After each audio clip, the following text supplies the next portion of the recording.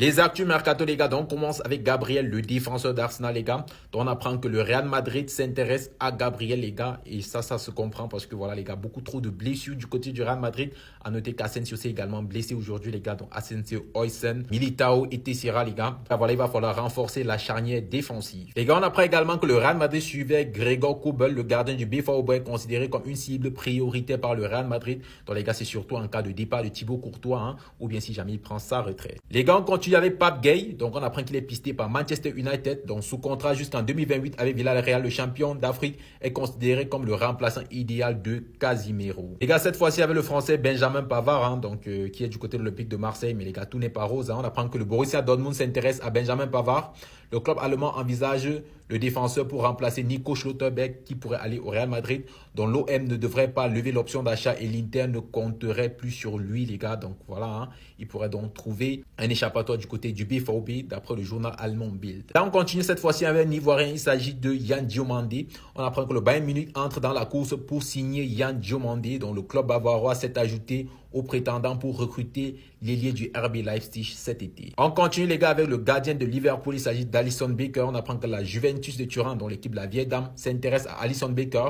Le gardien de Liverpool pourrait faire l'objet d'un transfert cet été vers la Juventus. On continue cette fois-ci avec un Sénégalais, les gars. Il s'agit de Nicolas Jackson, hein, donc il n'est pas très content du côté du club bavarois du Bayern Munich.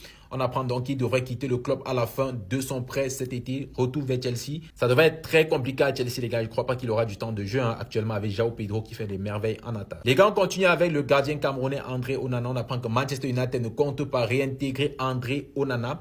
Donc les gars, il faut dire qu'actuellement, c'est Seth Lamens, hein, le gardien de Manchester United, qui fait une magnifique saison, les gars. Donc actuellement, prêté à Trabzonspor, Manchester United envisage une vente du gardien camerounais, hein. Voilà, les gars, une vente définitive. Les gars, on termine avec Antoine Griezmann, hein, dont on apprend que Orlando City voudrait signer Antoine Griezmann avant le 26 mars. Le mercato nord-américain fermera ses portes à cette date et le club de la MLS compte bien recruter le Français avant la fin de ce mercato, hein, d'après le journal L'Équipe.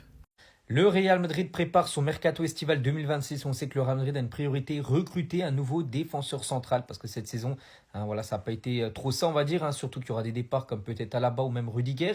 Bon, bref, le Real Madrid s'intéresse à Gabriel, donc défenseur brésilien. Pour moi, en plus, actuellement, je pense qu'il est dans le top 3 des meilleurs DC au monde. Après, on va pas se mentir, ça semble compliqué, hein, mais pas non plus impossible. À noter que le Real est également sur Nico Schlotterbeck. Des nouvelles également concernant Jess Lingard, ancien joueur de Manchester United. Donc après plus de 2 ans passés en Corée du Sud, direction le Brésil pour Jess Lingard. À 34 ans, l'Anglais va signer 1 an du côté des Corinthians. Des nouvelles également concernant Murillo, donc défenseur très sous-coté, je trouve, hein, voilà, de l'équipe de Nottingham. Le Bayern Munich s'intéresse au joueur, le club bavarois, pour accélérer, pour prendre de l'avance sur les concurrents. Donc le joueur est estimé aux alentours des 70 millions d'euros. Et on finit juste, les gars, avec une info concernant l'Olympique de Marseille. C'est officiel, ça concerne Longoria, ancien président de l'OM, parce que c'est fini, c'est plus lui le président. Longoria n'est plus le président de l'OM en guise de remplacement. Alban Juster, présent au club depuis 8 ans en tant que directeur général finance compliance, on va dire, c'est lui en gros qui prend le rôle maintenant de président du côté de l'OM. On doit patienter jusque demain pour voir notre Real Madrid face à Getafe en Liga espagnole.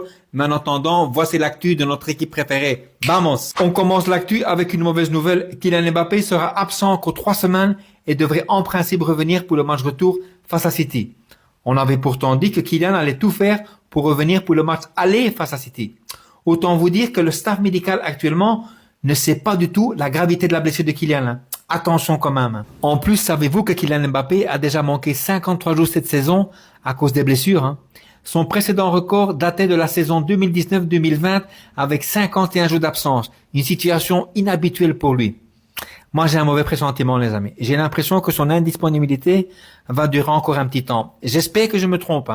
Mais en son absence, on est tous d'accord que le collectif doit prendre le dessus. Sinon, des nouvelles d'un autre blessé, décidément, mais là, ce côté-là, je suis beaucoup plus optimiste. Dean Huijsen manquera évidemment à la rencontre de demain face à Getafe, mais en principe, il sera de retour face au Celta de Vigo. Et vous savez quoi, les amis? Le principal, c'est qu'il sera prêt pour le match aller face à City en Ligue des Champions.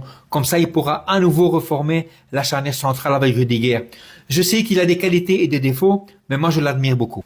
Arbeloa fait confiance à l'Académie des jeunes en leur donnant des opportunités de jouer. On l'a vu, Pittard, Palacios. Cela a relancé la Fabrica et a fait apparaître des comparaisons avec la Masia du Barça. Les jeunes se battent désormais pour obtenir du temps de jeu. Ce côté-là, je suis admiratif. Je suis admiratif sur Arbeloa. C'est un entraîneur qui ose comparé aux autres. Donc, bravo. Très bonne nouvelle pour notre Raúl Asensio. Le joueur se porte de mieux en mieux et sera en principe disponible pour le match aller face à City en Ligue des Champions. Même peut-être plus tôt. Ça fait plaisir à entendre. On termine l'actu avec une petite rumeur de transfert. Mais on en parle quand même énormément de ce joueur. En Allemagne, on considère que Nico Schlotterbeck, excusez la prononciation, est perdu. Au Real Madrid, on considère l'intégration cet été d'un défenseur de haut niveau pour les saisons à venir comme une priorité. On en parle tellement de ce joueur que, à mon avis, c'est pratiquement sûr qu'il fera partie des recrues du Real Madrid dès cet été. Avec évidemment Nico Paz et espérons évidemment que d'autres suivront. Voilà, c'est tout pour l'instant. Je vous souhaite à tous un excellent dimanche et n'oubliez surtout pas, comme d'habitude, ici c'est Madrid. Ciao, ciao les amis. Un joueur qui vient d'arriver au Real Madrid pourrait déjà partir cet été. Le Real Madrid pourrait le mettre à la porte. On va voir ça tout de suite. Depuis l'arrivée d'Álvaro Arbeloa sur le banc du Real Madrid, ça fait quoi? Ça fait 1 mois et demi, un truc comme ça, bref. Eh bien, certaines choses ont changé. Pour certains joueurs, l'arrivée d'Arbeloa à la place d'Alonso, eh bien, elle a été bénéfique. Et pour d'autres, c'est tout le contraire. Ça se passe plutôt mal avec Arbeloa. C'est le cas de Franco Mastantuono qui ne joue pratiquement plus sous les ordres de l'ancien latéral droit espagnol. Et on en est au point où le Real Madrid envisage un départ de l'Argentin cet été. Alors ce serait pas une vente de Mastantuono, ce serait plutôt un prêt pour qu'il continue à avoir du temps de jeu. La source de ce que je raconte, c'est le journal espagnol El Desmarque. Et ce sera surtout le cas si Álvaro Arbeloa reste l'entraîneur du Real Madrid, voilà, pour que Mastantuono puisse continuer sa progression ailleurs. Donc voilà, au début de saison, il avait énormément joué avec Xabi Alonso, ça se passait plutôt bien. Mais voilà, avec Arbeloa, c'est plus compliqué. Il n'est pas vraiment dans les plans du coach du Real Madrid. Et bien forcément, le Real Madrid ne veut pas qu'il pourrisse sur le banc. Donc le Real Madrid souhaite le prêter. Et je précise, ça dépendra aussi beaucoup de qui sera sur le banc de touche du Real Madrid la saison prochaine. Mais si c'est toujours Arbeloa, eh bien, il y aura sûrement un prêt pour Mastantuono.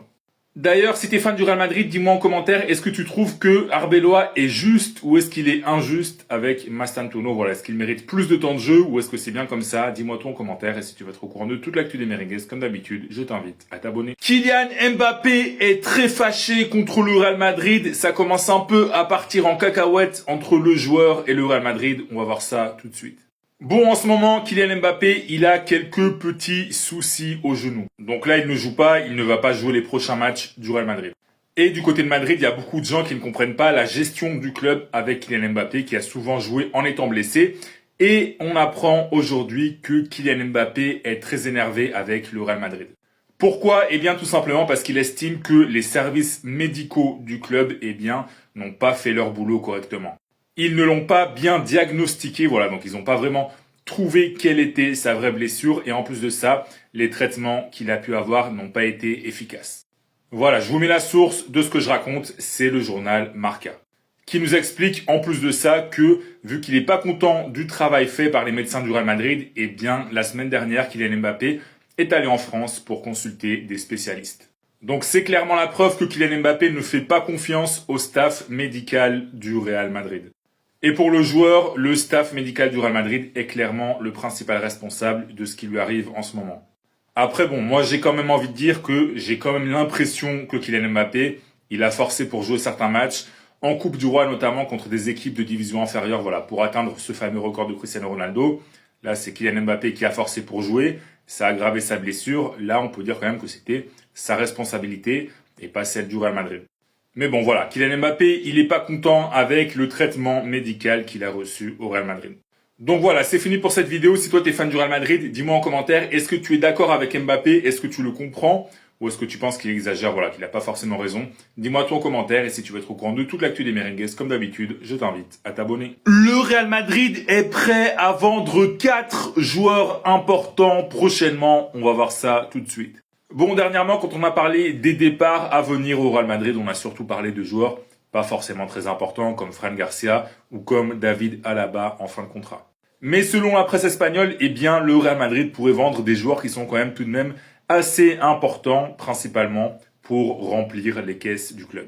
Donc d'abord, dans ce premier cas de figure, on a Eduardo Camavinga, Rodrigo, bon ça c'est pas forcément surprenant, Brahim Diaz, Et Fede Valverde, là c'est peut-être le nom le plus surprenant parmi les quatre, même si le Real Madrid demanderait énormément d'argent pour l'Uruguayen. La source de ce que je vous raconte, c'est Defensa Central. Et je précise que l'information, c'est pas que le Real Madrid veut forcément vendre ses joueurs. Voilà, le Real Madrid ne veut pas forcément s'en débarrasser.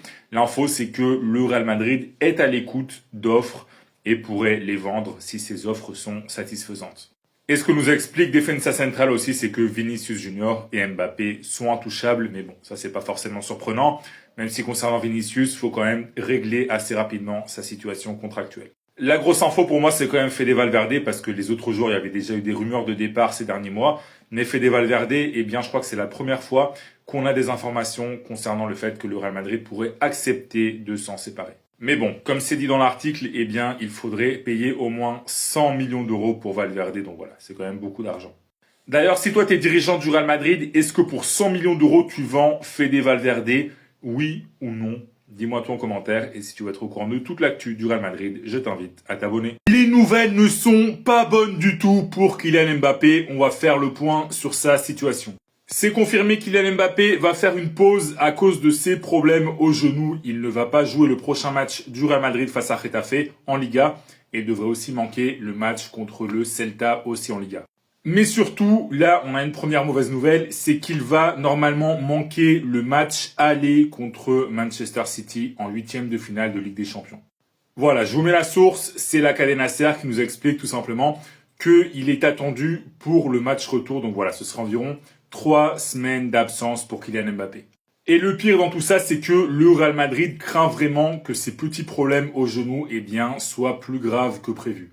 D'ailleurs, dans les médias espagnols, il y a pas mal de comparaisons avec Kaka. Voilà, souvenez-vous, Kaka, la légende brésilienne, voilà, qui est passée par le Real Madrid aussi, mais qui a surtout brillé à Milan.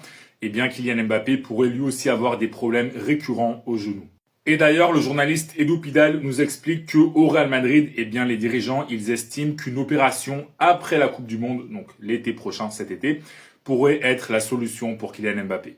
Donc voilà, ce serait quand même une mauvaise nouvelle parce que déjà, ça voudrait dire que c'est assez grave et que Kylian Mbappé va terminer la saison sans être à 100% et avec des douleurs au genou. Et ensuite, voilà, c'est jamais une bonne chose de passer sur le billard. L'avantage, c'est que s'il se fait opérer, là, ça part d'une arthroscopie, s'il se fait opérer cet été, eh bien, il ne va pas manquer énormément de matchs importants, voilà. Il y a le repos pendant l'été, il manquera peut-être les premiers matchs de la saison, mais bon, c'est pas des matchs super importants. Mais bon, voilà, même les matchs qu'il va jouer cette saison, il y a aussi un derby madrilène là, à la fin du mois de mars, eh bien, il va pas être à 100%. Donc, c'est un Kylian Mbappé assez diminué qu'on va voir d'ici la fin de saison. Donc voilà, c'était le point sur Mbappé. Si t'es fan du Real Madrid, dis-moi, est-ce que tu penses que le Real Madrid va se qualifier contre City, oui ou non? Et si tu veux être au courant de toute l'actu du Real Madrid, je t'invite à t'abonner. Arbeloa va peut-être faire jouer un inconnu contre Manchester City. Voilà, il va faire jouer un joueur que la plupart des gens ne connaissent pas. On va voir de qui il s'agit.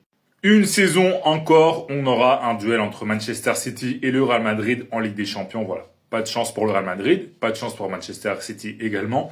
Et en tout cas, pour ce match, Arbeloa pourrait préparer une grosse surprise. Effectivement, il pourrait faire jouer Thiago Pitarch, le jeune milieu de terrain de 18 ans seulement, en tant que titulaire. Alors avant, j'ai dit joueur inconnu. Bon, il n'est pas vraiment inconnu, c'était un peu du clickbait, je l'avoue, mais bon, pour le grand public, c'est un joueur qui n'est pas vraiment connu. Il est connu par les supporters du Real Madrid principalement. Et voilà la source de ce que je vous raconte. C'est le journal Marca qui explique que Thiago Pitarch, eh bien, il a de grandes chances de devenir titulaire. Donc, dans les prochains matchs de Liga, face à Getafe ce week-end notamment, et aussi pour la suite de la saison, donc pour ce match contre Manchester City. Voilà, c'est un joueur que Álvaro Arbeloa connaît bien. Il l'a eu chez les jeunes au Real Madrid. Et c'est un joueur, un milieu de terrain créatif, avec du talent, avec des qualités techniques qui pourraient compenser les lacunes qui existent à ce poste au Real Madrid actuellement. Après, ça reste vraiment un très très jeune joueur. Voilà, 18 ans seulement. Les cas comme Lamine Yamal, c'est vraiment exceptionnel. Voilà, c'est pas du tout la norme, c'est pas la normalité. Donc voilà, le voir titulaire à 18 ans au Real Madrid, ça serait quand même une sacrée prouesse pour lui. Après voilà, faut aussi qu'il soit au niveau. Mais bon, au Real Madrid, que ce soit Arbeloa ou la direction, tout le monde est convaincu que Thiago Pitarch peut être un très très grand joueur. En tout cas, si toi t'es fan du Real Madrid d'ailleurs, dis-moi dans les commentaires, est-ce que tu penses que ce serait une bonne chose de le titulariser, oui ou non? Dis-moi tout en commentaire. Et si tu veux être au courant de toute l'actu du Real Madrid, comme d'habitude, je t'invite à t'abonner. Hansi Flick a demandé à la direction du Barça de vendre ses 3 joueurs. On va voir ça tout de suite. Allez, encore une vidéo où on va parler des mercatos à venir pour le Barça et plus précisément du prochain mercato estival. On apprend qu'il y a 3 joueurs sur lesquels Hansi Flick ne compte pas pour la saison prochaine et il a demandé à Deco de s'en séparer. D'abord, on a Marc Casado. Alors, c'est pas vraiment surprenant, j'ai déjà fait pas mal de vidéos pour expliquer que Flick ne compte pas vraiment sur lui. Voilà, footballistiquement, il ne l'apprécie pas énormément. Donc voilà, Casado qui devrait partir l'été prochain. Pareil, c'est pas surprenant, il y a plein de clubs qui le veulent en plus. Ensuite, on a Rooney Bargi, le coach allemand du Barça, ne compte pas sur lui non plus. Bon, moi je trouve ça dommage, mais bon, j'imagine que Flick sait ce qu'il fait.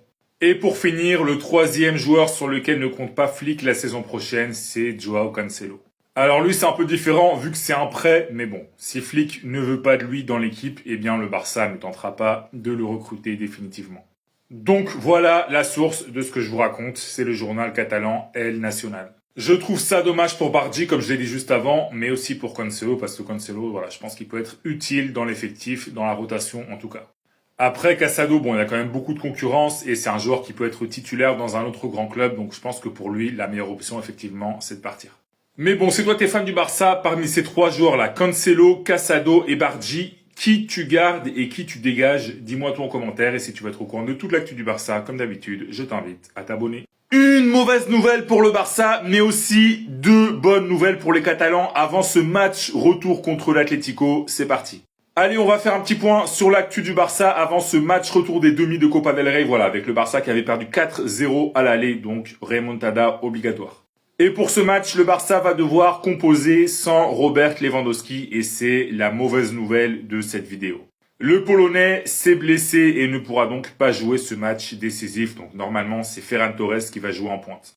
Voilà la source, mais bon, de toute façon, le Barça a déjà fait un communiqué sur la blessure du Polonais qui a pris un coup lors du match de Liga contre Villarreal. On va passer aux bonnes nouvelles et on commence par la première information qui est quand même plutôt positive pour le Barça, c'est que le vestiaire et Hansi Flick y croient sérieusement.